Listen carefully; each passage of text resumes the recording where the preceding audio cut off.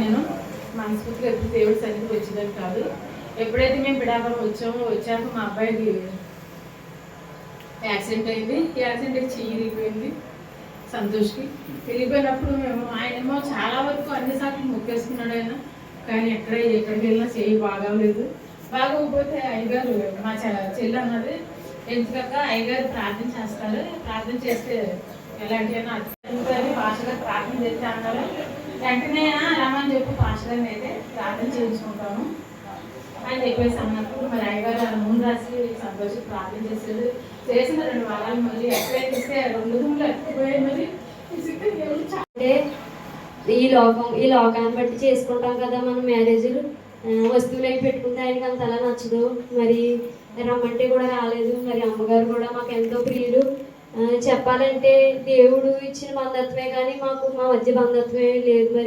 మరి మా కుటుంబం దైవ సేవకుల కుటుంబం నుంచి వచ్చింది.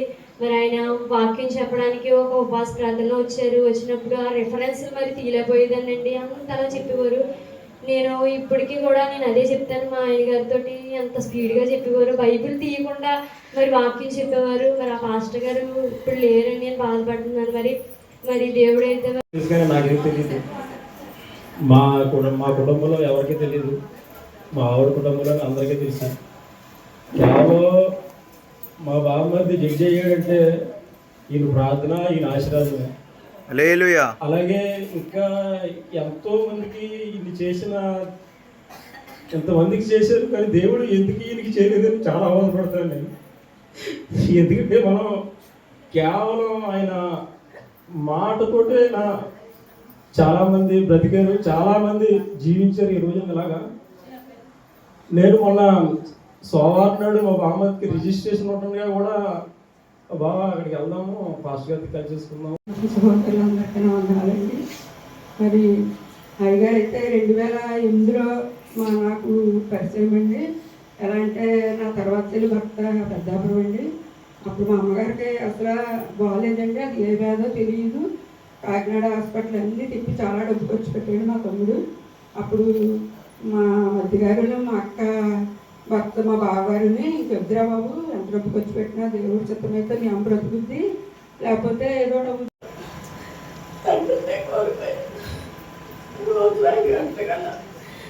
ఎలా అవుతారు అని నన్ను పేరెట్టి కూడా పిలిచిపోయి కాదు.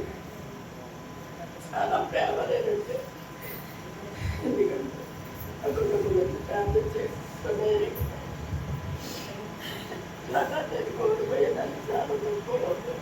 రక్త సంబంధంగా నాన్నగారు తర్వాత నిద్రించి ఉంటుండగా చాలా దుఃఖించి ఉన్నాను.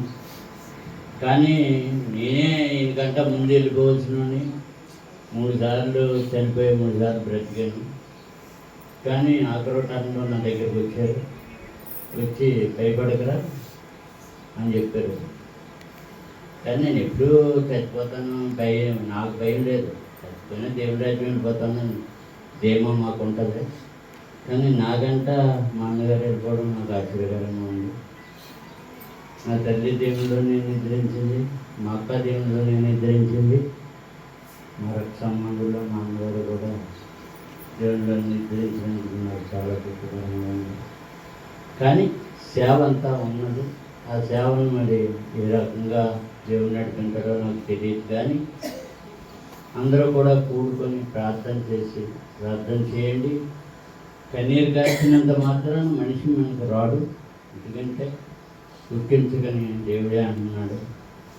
మీకోసం మీ పిల్లల కోసం ఏడవని అంటున్నాడు. కనుక అలా దుఃఖిస్తున్నాం.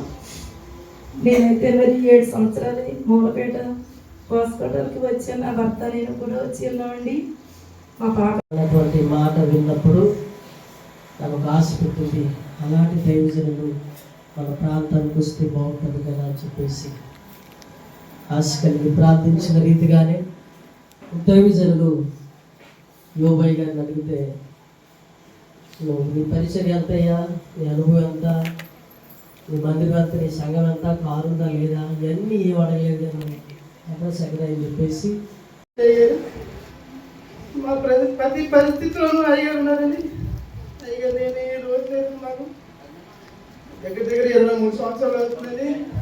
2002 నుంచి ఇప్పుడు దాకా మమ్మల్ని ఎప్పుడు ఏ విషయంలో పాస్టర్ గారు మమ్మల్ని వదలలేదండి. మా ప్రతి పరిస్థితుల్లో అయ్యగారు ఉన్నారండి. అయ్యగారు లేని రోజు లేదండి మాకు. మా కష్టాల్లో బాధల్లో అన్నట్లోనూ పాస్టర్ గారు లేని ఇది లేదండి మాకు. మా పర్సనల్ విషయాలు కానీ మా యొక్క వ్యాపార విషయాలు కానీ అన్నీ అయ్యగారి ద్వారా జరిగాయండి. అయ్యగారు లేని లైఫ్ మాకు లేదండి. మా 23 అయ్యగారి పరిచయమైన 23 సంవత్సరాలు బట్టి నుంచి ఏ రోజు అయ్యగారు లేని రోజు కానీ పాటించుకోవడం, మన సేవ ఇంకా దేవుడు వాక్యానుసారంగా చేయాలని చెప్పినప్పుడు ఇక్కడికి ఉపవాస ప్రార్థనకు వచ్చామండి. ఉపవాస ప్రార్థన 4 నెలల క్రితం నుంచి ఈ ఊళ్ళో చేద్దాం, అయ్యగారి దగ్గర ఉందాం, వాక్యాలు నేర్చుకుందాం అని నా ఆశ అండి. ఎందుకంటే లాకోలో ఎంతో మంది సేవకులు ఉన్నారు, కానీ ఇంత జ్ఞానం కలిగిన సేవకులు అయితే ఎవరూ లేరండి. ఎందుకంటే ఎవరైనా వాక్యం చెప్పాలంటే ఒక 5 లేదా 10 రెఫరెన్స్లు రాసుకొని చెప్తారండి. అయ్యగారు మా ఇంటికి వచ్చిన ప్రతిసారి అమ్మాయి ఎన్ని రెఫరెన్స్ అడిగేవారండి నన్ను. నిజంగా సేవకులు లేరన్న మాట తెలియగానే మన బిడ్డ వచ్చినప్పుడు కూడా అంత ఓపిక లేకపోయినా అయ్యగారు అలా పాటైపోయారంటే ఇంచుమించు 15 నిమిషాల పాటు నేను చనిపోను అమ్మలో అని బలిపేట నుంచి నాకు చెప్పారండి. ఎంతగానో లాస్ట్ టైం వచ్చినప్పుడైతే ఇంకా ఎందుకు అమ్మలో బంగారాలు అంటే బతుకు కావాలి కదా అని చెప్పారండి. చాలాసార్లు చెప్పారండి నా కుటుంబ విషయంలో, కానీ సావుకుని మాటకు లోపడలేదని ఈరోజు చాలా దుఃఖంగా ఉన్నామండి. అటువంటి గొప్ప దేశాన్ని కోల్పోయినందుకు చాలా వేదనకరంగా ఉందండి. మా కుటుంబానికి ఒక గొప్ప దేవుడు ఆయనండి. ఎందుకంటే మేము ఏ పరిస్థితిలో ఉన్నా, మాకు బంధువులు అనబడిన వారు ఉన్నా, మేము ఎవరితో కూడా మా బాధలు పంచుకోమండి. ఏ కష్టం వచ్చినా ఏ పరిస్థితి అయినా మా దైవజనం తర్వాత అండి. మేము ఎంతో దూరంలో ఉన్నప్పటికీ ప్రతి విషయంలో సలహా ఇచ్చి మమ్మల్ని ముందుకు నడిపించి అయ్యగారు నడిపించేవారండి. వాక్య విషయంలో అయితే ఇంత గొప్ప దైవజనుడు ప్రపంచంలో ఎక్కడ ఉండరని ఒక గొప్ప వాక్యం అయితే చెప్పగలనండి. ఆయనకున్న జ్ఞానం అయితే ఎవరికి లేదండి. నిజంగా నేను ఎందుకు రాలేకపోయాను, ఆ పిల్లల్ని ఎందుకు పెంచలేకపోయాను వాక్యంలో బాధపడుతున్నానండి. ఈరోజు కనీసం ఒక 5-6 నెలల ముందు వచ్చిన వాక్యం నేర్చుకున్నాం కదా, ఆయనలో వాక్యం చెప్పేప్పుడు ఎవరు ఉండరు కదా అని చాలా వేదనగా ఉందండి. మరి సేవకులు చూపించిన మాదిరిని బట్టి ఇక్కడి నుంచి అయినా సేవకుని బాటలో నడిచేలాగా ప్రార్థన చేయండి. మరి కుటుంబ ఆదరణ కొరకు, సంఘ ఆదరణ కొరకు ప్రార్థన చేయమని ఈ 2 మాటలు దేవుడు దీవించున్నారు.